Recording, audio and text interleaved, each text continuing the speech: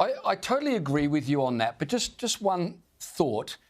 You say we shouldn't talk about, ethnicities, but if you're going to talk about immigration, then by definition, you're going to end up talking about ethnicities, aren't you? Well, not quite. I mean, I think the issue with immigration, as I've said time and time again in recent weeks, is that we're just taking in too many people. And when you take in people from different cultures, the issue there is, well, we need to assimilate people. And I think that's a word we've lost from this, that anyone coming here from overseas, from a different culture, needs to, at some appropriate time, if they're going to become an Australian citizen, assimilate to our culture and our way of life.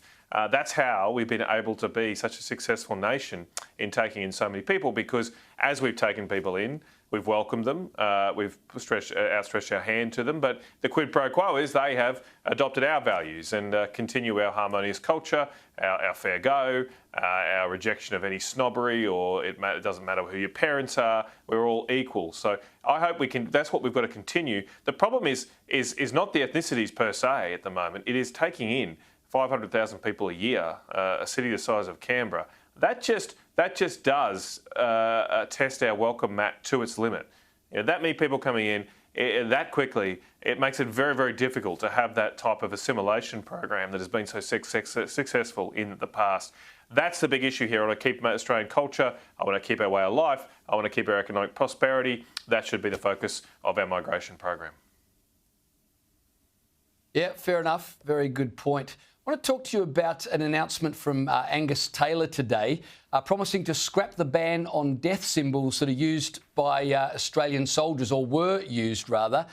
Angus Fraser said he will stand up to military chiefs if the party wins the next election, and once again allow soldiers to use insignia like the skull and the crossbones and the Grim Reaper. He said he wants a military that projects fear. Now, Defence Minister Richard Marles argues this is needless culture war stuff, but culture is important when it comes to the Defence Force, and that's what Angus Fraser is getting at, isn't he? Absolutely right, and the culture war was begun by this government who decided to outlaw this stuff, right? I mean, the war has been a culture war on the culture of our Defence Forces imposed on them by their betters, by their superiors who think they know better. I mean, I think we should let the men and women who are actually on the front lines, and I'm going below the officer class here. In modern warfare, typically officers won't themselves have their physical safety at risk. But those below, those on the front lines, I reckon they should get to determine what type of culture they need to keep morale high, to see themselves through the most challenging circumstances that none of us can probably even fathom. If they think that a skull and crossbone, a Viking insignia, whatever it may be, helps them become a better killing machine, that's their job. Their job is to kill our enemies. If that helps them, I'll back them 100%. That's what I want to do, just back our troops. Matt Canavan? I don't think the government's doing that by imposing these ridiculous rules. I absolutely agree. Absolutely agree. Thanks, Matt, for joining me tonight.